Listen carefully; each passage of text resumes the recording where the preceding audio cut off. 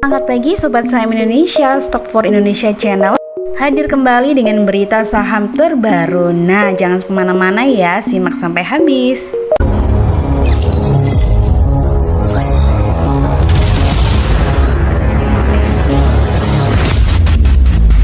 Kita mulai dengan dari berita global Wall Street ya, yang ditutup turun 2 sesi beruntun mulai dari awal sampai akhir merah terus nih.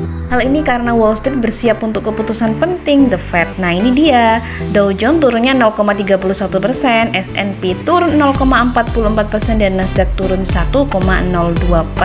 Nah bagaimana nih dengan IHSG?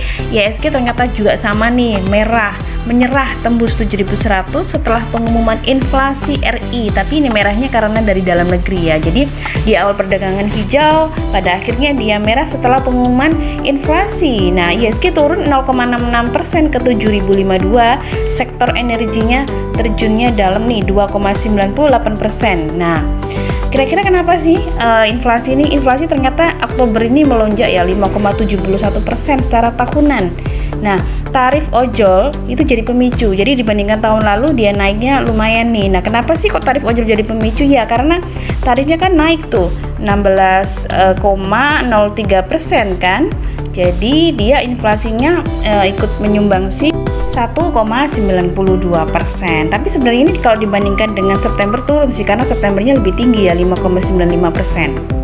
Oke, nah walaupun dalam keadaan melemah ada beberapa saham yang di net buy oleh asing. Berikut ini adalah saham-saham yang di net buy dan juga di net sell oleh asingnya. Yang pertama nih kita cari dulu nih yang net buy nih. Net buy-nya itu ada di BBRI, BBCA, kemudian ASI, itu yang 3 terbesar. Kemudian net sell-nya ada Adro, ITMG dan Unilever. Nah, makanya tadi sektor energinya turun dalam ya. Nah, kita ke komoditi nih, emas berbalik menguat, alhamdulillah ya. Akhirnya menguat juga. Nah, minyak juga terangkat nih. Bahkan CPO-nya juga melanjutkan penguatan. Nah, kali ini komoditi membawa berita bagus ya nih. Bagaimana nih dengan batu bara? Ternyata batu baranya juga akhirnya naik ya setelah kemarin melempem nih turun. Nah, akhirnya sekarang juga ikut naik, ikut teman-teman komoditi yang lainnya. Oke, dari dalam negeri ini ada berita bahwa bocoran insentif kendaraan listrik ditargetkan tahun depan akan keluar. Nah, ini adalah kabar bagus ya untuk emiten-emiten yang memproduksi atau memasarkan kendaraan listrik ya, seperti NFCX, Toba, Indi, Wika, Slis ya. Semoga aja ini bisa membantu masyarakat juga. Oke, sekarang saatnya kita ngomongin soal emiten ya. Yang pertama nih ada PPRO. Anak BUMN ini laba bersihnya turun 50%. Nah, karena segmen ini hilang. Padahal saham kontraktor yang lain tuh pada naik semua tuh, labanya melejit luar biasa ya. Hanya PPRO ini yang turun. Nah, PPRO ini menyebutkan bahwa terjadinya penurunan ini disebabkan tidak adanya kontribusi pendapatan lain-lain. Jadi ada beberapa pendapatan di luar mungkin proyek kontraktor yang intinya itu yang tidak ada lagi. Jadi akhirnya hilang, tapi masih optimis karena akan sudah mengantongi beberapa proyek baru ya yang mungkin nanti akan memperbaiki kinerja keuangannya di kuartal keempat. Selanjutnya masih ada PPRE nih. PPRE ya, PT PP Presisi membukukan kinerja malah sebaliknya nih, malah meningkat laba bersihnya 34,5% di kuartal ketiga ini. Selamat ya buat PPRE. Dan kemudian ada juga nih yang labanya naik, CTRA ya, Ciputra naik ke posisi 1,52 triliun laba bersihnya. Nah, penyebabnya kira-kira apa ya? Jadi memang beberapa unit-unit perumahan sebagainya itu banyak lakunya nih CTRA ya, Ciputra. Di Surabaya juga ada. Nah, pendapatannya akhirnya naik banyak sekali dan akhirnya membuat laba bersihnya juga ikut naik lumayan. Nah, next masih dari properti ini ada LPCK, Marketing Sales Lipo Cikarang mencapai 1 triliun. Nah, kurang 450 miliar lagi di target terpenuhi ya. Targetnya 1450. Nah, kurang dikit nih karena sekarang udah tercapai 69% dari target. Jadi marketing salesnya ini terpenuhi targetnya, hampir mau terpenuhi targetnya itu karena didorong oleh klaster residensial ya, waterfront uptown dan juga lahan industri. Berikutnya ada yaitu Hotel Shahid di grup Shahid ya, SHID mencatat pendapatan 53,55 miliar di kuartal ketiga. Jadi ini Hotel Shahid ini mengelola 4.000 kamar hotel tersebar di beberapa wilayah di Indonesia. Jadi ada di Jawa Barat, di Jabodetabek, di Sumatera, di Jawa Tengah, di Surabaya juga ada ya, di Jawa Timur. Nah, pendapatannya ini naik ya 4,56%, tapi karena ada mungkin biaya-biaya dan sebagainya, nah pada akhirnya sebenarnya SHID ini mengalami kerugian nih gitu. Dari pendapatan yang tadi mengalami kerugian 35,27 miliar. Aset perusahaan juga jadi turun tipis 4%. Oke, kita beralih ke dunia wisata nih ya. Ada JGLE, itu sahamnya Jungle Land yang punya grup Bakri ya. Ternyata selama ini kan kepemilikan dari LT masih dari grup Bakri juga itu kan tinggi ya, tapi sekarang berkurang karena udah menjual banyak banget sahamnya ya. Ini yang dilepas sahamnya itu ada 51,44%. Nah, akhirnya jadi masih ada sisa, tapi sisanya tinggal dikit nih. Alasannya sih karena untuk melunasi hutangnya juga nih. Dan juga karena dampak pandemi akhirnya kan jadi sepi tuh tempat wisatanya. Jadi penurunannya itu drastis untuk pendapatan, tapi biayanya tuh masih bengkak ya karena harus bayar gaji dan sebagainya gitu. Bahkan pernah viral ya di media sosial bahwa salah satu karyawannya sampai curhat nih karena udah berapa bulan, 6 bulan ya nggak digaji gitu. Itu curhatnya di komen di statusnya Nia Ramadhani ya. Sebenarnya nggak ada hubungannya dengan Nia Ramadhani, mungkin saking ke manajemen nggak diurus dan sebagainya. Jadi akhirnya ke sosial media, ke artisnya biar mendapat sorotan dari pihak perusahaan mungkin ya, biar karena viral gitu. Oke, next kita ngomongin tentang bandara. Nah, untuk membangun bandara seperti kita ketahui ini Gudang Garam mengeluarkan duit yang banyak dan sekarang nih masih nambah lagi 2 triliun. Nah, kira-kira sebenarnya mungkin si Gudang Garamnya tidak melihat sekarang nih ya, karena kalau sekarang tuh daerah Kediri masih belum cocok sebenarnya untuk didirikan bandara karena bukan kawasan industri ya kan, seperti Sidoarjo ya kan, deket sama Bandara Juanda itu kan cocok banget ya karena memang kawasan industri dan ramai banget dekat dengan Surabaya sebagai kota pusat di Jawa Timur ya. Tapi mungkin Gudang Garam melihat ke depannya tuh mungkin nanti Kediri akan menjadi kawasan industri lebih ramai dan ada mungkin alasan personal dari keluarga pemilik Gudang Garam ya, biar lebih enak nih gitu kalau mau ke Jakarta, mau kemana-mana lebih gampang. Karena kalau jarak Surabaya dan Kediri kalau lewat jalur darat juga lumayan masih butuh waktu yang lama nih, 3 jaman. Jadi akan lebih praktis bila di daerah, di kotanya sendiri, kota kelahirannya ada bandaranya. Orang kaya mah bebas ya. Oke, masih dari dunia rokok nih ada HM Sampurna HMSP yang mengungkap penyebab laba turun di kuartal ketiga tahun 2022. Nah, sebenarnya HMSP ini mencatat kenaikan penjualan loh hingga September 2022 ini. Cuman karena beban cukai ya, penjualan ini bahkan naiknya 15%. Ini cukup besar ya. Nah, tapi karena adanya kenaikan cukai yang kemudian itu tidak dibebankan ke konsumen semuanya, jadi sebagian dibebankan kepada perusahaan. Nah, akhirnya jadi mengurangi laba. Jadi labanya tuh turun 11,7% dibandingkan dengan tahun yang lalu di periode yang sama. Nah, penurunan laba ini juga dialami oleh Java ya. Biaya produksinya itu tinggi, sama bebannya tinggi nih. Jadi mencatatkan kenaikan beban pokok penjualan sebesar 14,08% menjadi gede banget, 30 triliun lebih ya untuk bebannya aja nih. Itu belum biaya total, itu hanya dari beban penjualan aja. Sementara dari biaya produksi itu juga naik 12% lebih.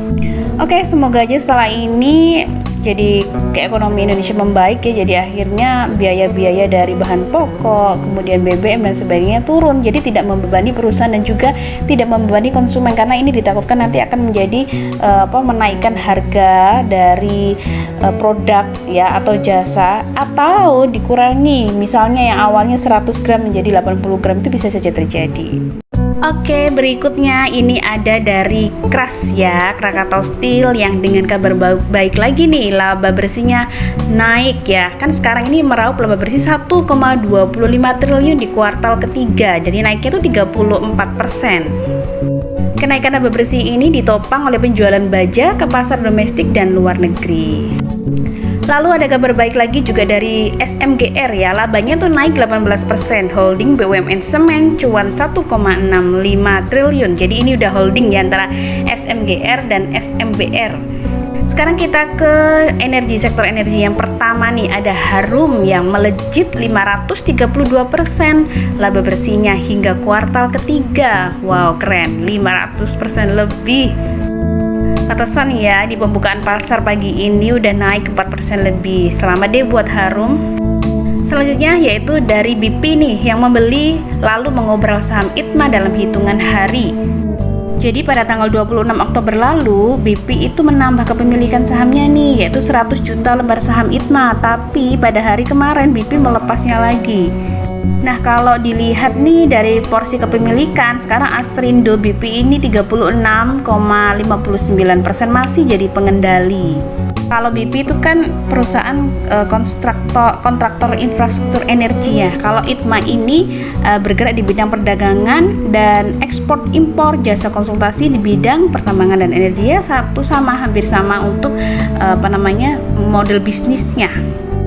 Oke, berikutnya ada Akra nih. AKR Korporindo mencatatkan kinerja solid ya, labanya naik lumayan dan pendapatan penjualannya juga.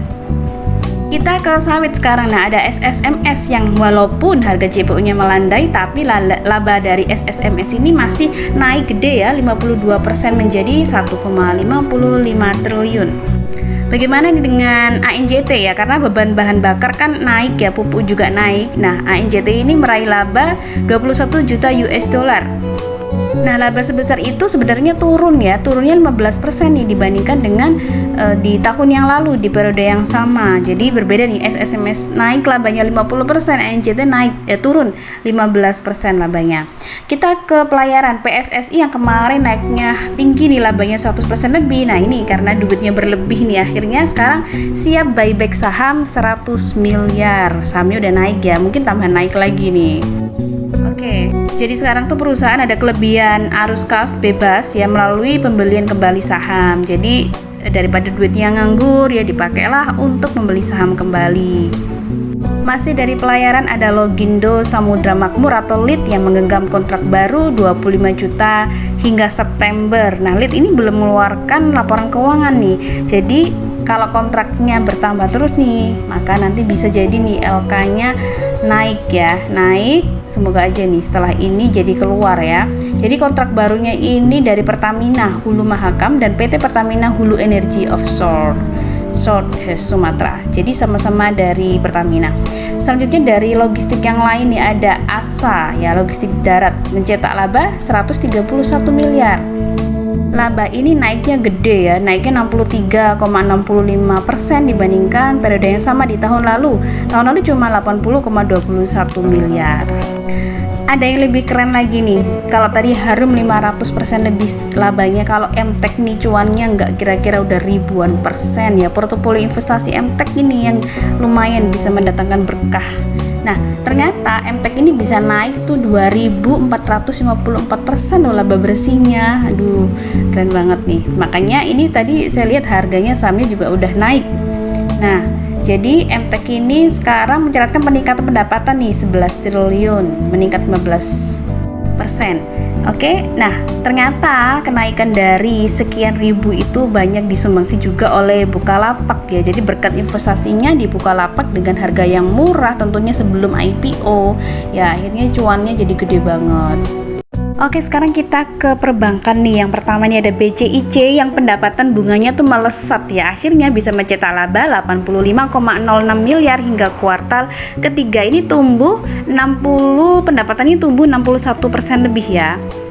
Berikutnya ada BTPN nih. BTPN juga laba bersihnya naik 18% hingga September 2022. Bank-bank pada naik semua ya untuk laba bersihnya rata-rata pada melesat nih. Selanjutnya yaitu dari Amar Bank ya. Dari Amar Bank ini bukan mengenai laba bersih ya, tapi ini mengenai aksi korporasinya Rank Issue ya. Akan Rank Issue senilai 1,28 triliun yang diincar nih. Nah, nilai dananya, nilai untuk harga saham Ranknya itu Rp280 per lembar saham. Saham yang baru yang diterbitkan nanti tuh ada 24% dari modal yang ditempatkan, ini lumayan banyak sih. Dan sebagai pengendalinya nih Tolaram bakal mengambil semua saham REIT ya nanti yang akan dijatahkan ya. Nah, jadi sudah ada nih pengendalinya, udah standby. Rasio REIT isunya nanti 100:33. Jadi pemilik saham 100 lembar saham mendapatkan 33 saham REIT. Berikutnya yaitu dari asuransi. Asuransi ini juga begitu. Kebanyakan mencatatkan laba bersih yang melesat, termasuk Tugu. Laba asuransi Tugu Pratama yang punya ini adalah Pertamina ya, mencapai 262 miliar. Ini sama dengan pertumbuhan naiknya itu 14,6% ya labanya dibandingkan periode yang sama di tahun lalu. Berikutnya ini ada dari bank ke kosmetik nih, ada Vichy ya, Victoria Care, produk kosmetik yang laku keras meraih laba 727,4 miliar. Ini disebabkan ada peningkatan pendapatan 10% dibandingkan kuartal 1 ya, kuartal 2 dibanding kuartal 1, sementara kalau kuartal 3 dibandingkan kuartal 2 itu malah meningkat 20%. Nah, kalian belum tahu nih yang Vichy ini apa sih, kan jarang kita tradingkan juga, mungkin kita nggak tahu produknya apa aja. Nah, yang paling terkenal tuh adalah cat rambut Miranda ini ya, dan juga ada beberapa produk yang lain dengan merek Victoria Hijab, kemudian Nuves, seperti itu. Cewek-cewek ini biasanya yang pakai ya, tapi emang paling terkenal tuh tadi ya yang Miranda. Ada juga Missing You, kemudian ada Clean, Secret Clean ya, macam-macam ya. Oke, nah untuk aksi korporasi ini kita sudah sediakan informasinya di grup Telegram kami di forum trader dan investor SFI ya. Ada beberapa informasi nih, seperti ya, ada emiten yang mau melakukan RUPS, ada Unilever dan juga PSSI ya akan sama-sama melakukannya nanti di bulan Desember. Lalu ada juga nih untuk eksekusi waran ya, kita juga harus tahu nih kira-kira warannya ini akan mau ditradingkan mulai kapan, kemudian kapan masa kadaluarsanya itu juga penting ya. Ada KDTN, Stripway, ada BSBKW. Nah, ini saham-saham yang baru IPO jadi masih lama kadaluarsanya. Ada juga saham-saham yang mau membagikan dividen, ada Depo, ada SMSM ya. Di bulan November awal ini harus tahu nih kumdetnya yang mau mendapatkan dividen atau yang trading juga ini penting ya. Jangan sampai kita beli saat kumdet, nanti ex-date-nya biasanya akan turun tuh. Nah, akhirnya jadi floating loss deh gitu. Well, sampai di sini dulu Sobat Saham Indonesia. Terima kasih yang sudah menonton video ini. Semoga bermanfaat dan jangan lupa like, share, komen, dan subscribe ya. Dan buat siapa aja yang mau belajar saham, saling sharing saham dan saling belajar bersama komunitas kami Stock for Indonesia, bisa menghubungi kami di kolom deskripsi, ada nomor WhatsApp dan Telegram ya. Oke, sampai jumpa. Sampai di sini dulu, kita akan ketemu lagi di sesi video berikutnya. Sampai jumpa dan go financial freedom.